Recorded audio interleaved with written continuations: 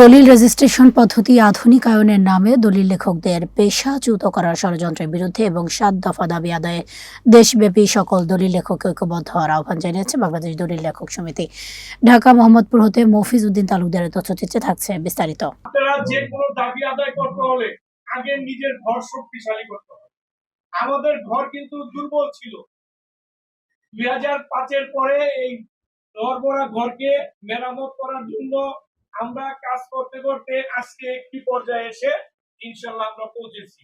আন্দোলন করতে হলে আমাদের ঐক্যবদ্ধ হতে হবে। রাজধানীর মোহাম্মদপুরে বাংলাদেশ দলিল লেখক সমিতির অস্থায়ী কার্যালয়ে গত 18 জুলাই শনিবার বাংলাদেশ দলিল লেখক সমিতির নীতি নির্ধারণী কমিটির এক জরুরি সভা অনুষ্ঠিত হয়।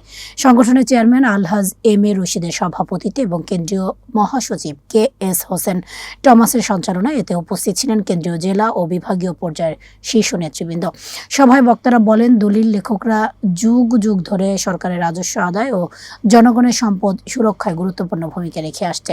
তবে আধুনিকায়নের নামে লাখ লাখ দলিল লেখককে বেকার করার চেষ্টা করা হলে তা কঠোরভাবে প্রতিহত করার ঘোষণা দেন তারা।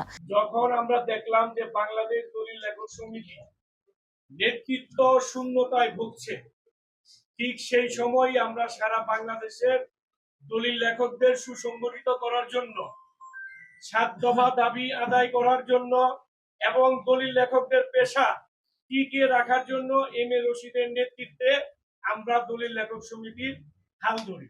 বক্তারা আরো বলেন, আমরা যুগ যুগ ধরে সরকারের রাজস্ব বাড়াতে কাজ করছি। আধুনিকায়নের নামে আমাদের পেটে লাথি মারা চলবে না।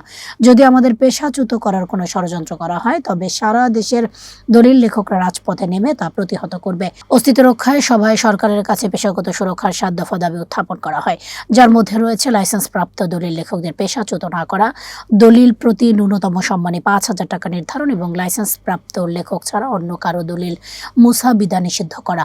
এছাড়া অনভিজ্ঞদের নতুন লাইসেন্স প্রদান বন্ধ, প্রতিটি রেজিস্ট্রি কার্যালয়ে বসার ও নামাজের সুব্যবস্থা করা, দলিলের অভ্যন্তরীণ জালিয়াতির জন্য দলিল লেখককে আইনি হয়রানি না করা এবং একটি স্বতন্ত্র দলিল লেখক কাউন্সিলর গঠনের দাবি জানান নেতৃবৃন্দ। অবিলম্বে এই ৭ দফা দাবি মেনে নিতে সরকারের সংশ্লিষ্ট কর্তৃপক্ষের কাছে অনুরোধ জানিয়েছেন নেতৃবৃন্দ।